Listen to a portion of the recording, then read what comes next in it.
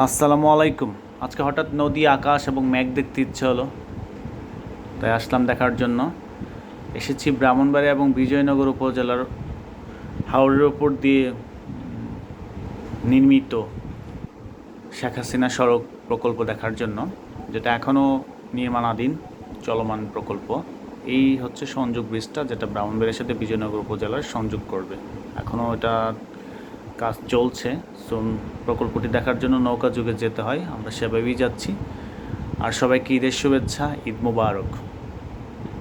নীল আকাশ, সাদা মেঘ, পানি মনকে অন্যরকম করে দিই, প্রফুল্লিত করে, জুবিলেন্ট করে, মাইন্ডকে খুব রিফ্রেশ করে।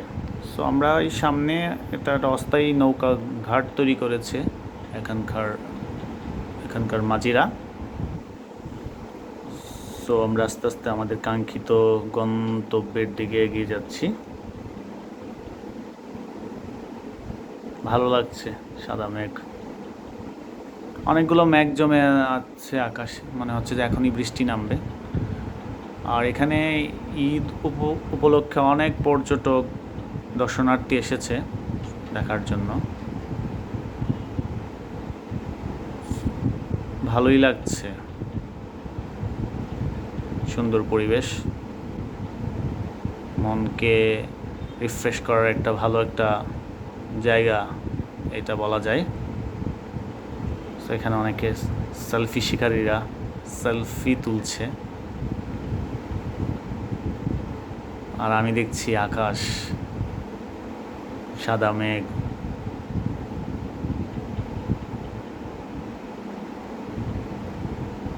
অনেক মানুষ এসেছে ওইখানে। সূর্য আস্তে আস্তে অস্তমিত হচ্ছে, হওয়ার প্রক্রিয়াধীন।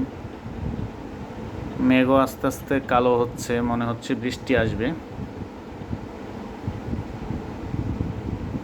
সো ধীরে ধীরে হাঁটছি প্রকল্পের উপর দিয়ে, ভালো লাগছে।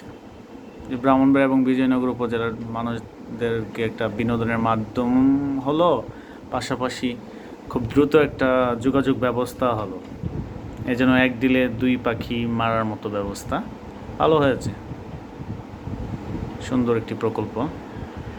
এখন মানুষরা সেটাকে সুন্দর রাখলেই হয়, তার জন্য যথেষ্ট সচেতন থাকতে হবে। দেশের সম্পদ যেন বিনষ্ট নয়। এদিকে হাওরের উপর দিয়ে নৌকা যুগে অনেকেই ঘুরে বেড়াচ্ছে, ভালো লাগছে, সুন্দর পরিবেশ।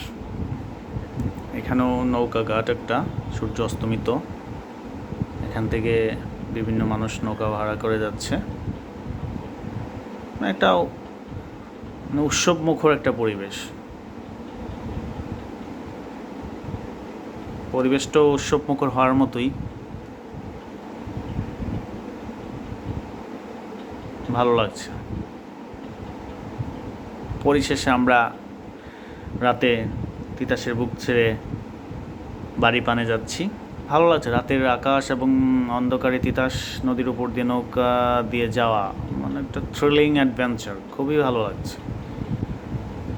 ও গুটগুটে অন্ধকার, কালো মেঘ, ভালো লাগছে। সবাইকে ধন্যবাদ, ভালো থাকবেন, আল্লাহ হাফেজ।